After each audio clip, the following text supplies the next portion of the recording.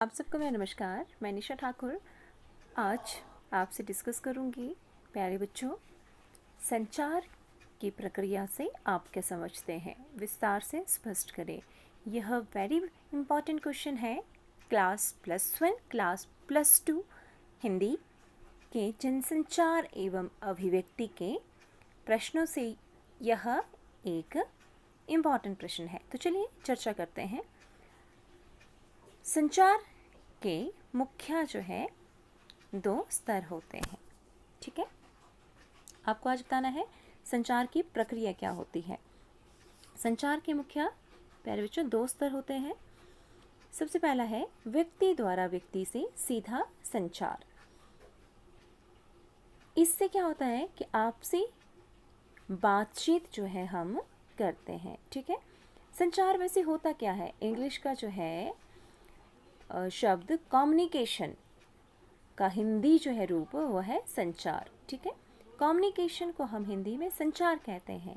जब जो है हम लोगों से जो बातचीत करते हैं, ठीक है, उनसे संपर्क साधते हैं, तो उस जो है बात को हम संचार कहते हैं, ठीक है।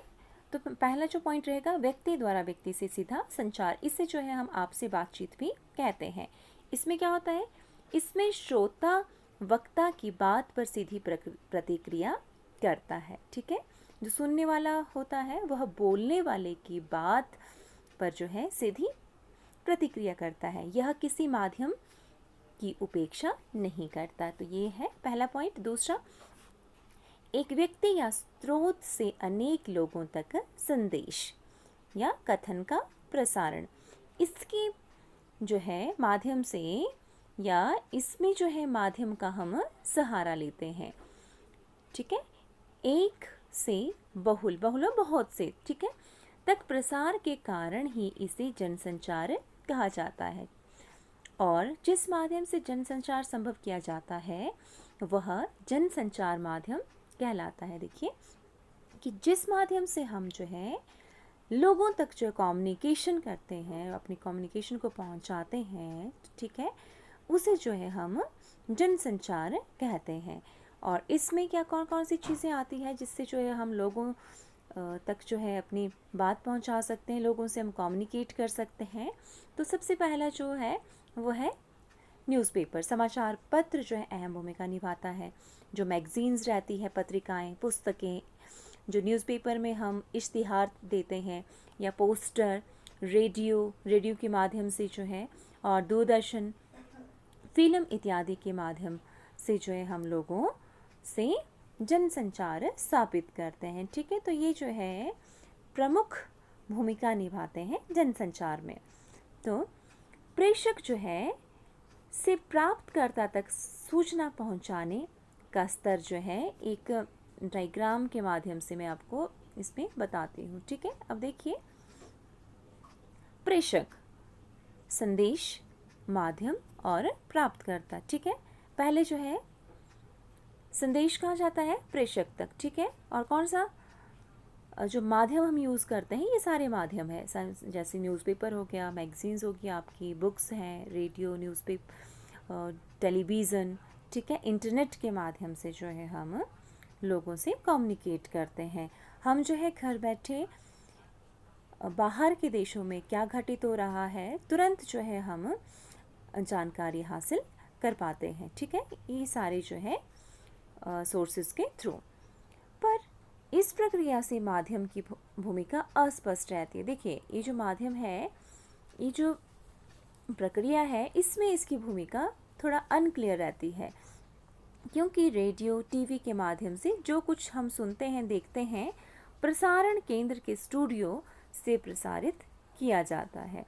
और इस प्रक्रिया में केंद्र के प्रसारण ट्रांसमीटर को हिंदी में कहते हैं हम संप्रेषक, और हमारे रेडियो या टीवी सेट का भी योगदान रहता है। मुख से बोले गए शब्द या कैमरे के सामने आया व्यक्ति, बिंब, ध्वनि अथवा प्रकाश तरंग, कोडिफिकेशन को हम हिंदी में कहते हैं कोडीकरण प्रक्रिया से अंतर्गत विद्युत तरंगों में बदल जाता है। देखिए क्या होता है, कि जब हम मुंह से शब्द बोलते हैं, चाहे वो कैमरे के सामने, ठीक है, आया हुआ व्यक्ति जो है ध्वनि अथवा प्रकाश तरंग प्रक्रिया के अंतर्गत जो है विद्युत तरंगों में से बदल दिया जाता है।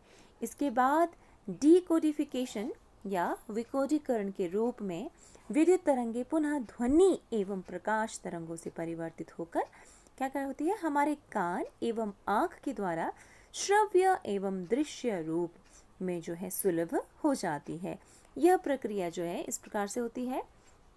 सबसे पहले प्रेषक, ठीक है, दूसरे नंबर पे आता है संदेश, उसके बाद कोडिंग, उसके बाद माध्यम, उसके बाद डिकोडिंग और लास्ट में आता है रिसीवर, प्राप्तकर्ता। यह प्रक्रिया तभी पूर्ण होती है प्यारे बच्चों जब संदेश प्राप्त करने वाले की प्रतिक्रिया प्रेषक तक पहुंचती है, ठीक है। कब ये जो है सारी की सारी प्रक्रिया पूरी होगी, जब जो है जो रिसीवर है, जो मैसेज को रिसीव कर रहा है, उसकी जो प्रतिक्रिया है जो भेजने वाले तक पहुंचते हैं। प्रेषक क्या होता है, जो भेजता है संदेश, मैसेज, ठीक है। इसे क्या कहते हैं हम, इसे जो है फीडबैक कहते हैं, राइट। यह प्रक्रिया भी प्रेषण प्रक्रिया के समान ही प्रेषक तक पहुंचती है। केवल प्यारे बच्चों अंतर इतना होता है कि प्राप्तकर्ता एवं प्रेषक की भूमिकाएं बदल जाती है, ठीक है। जो भेजने वाला है, सेंडर है, और रिसीवर है, उनकी जो है भूमिका है वो थोड़ा चेंज हो जाती है। प्रेषक प्राप्तकर्ता हो जाता है और प्राप्तकर्ता प्रेषक हो जाता है, ठीक है। अब देखिए, प्रेषक, संदेश, कोडिंग, माध्यम, डिकोडिंग और प्राप्तकर्ता।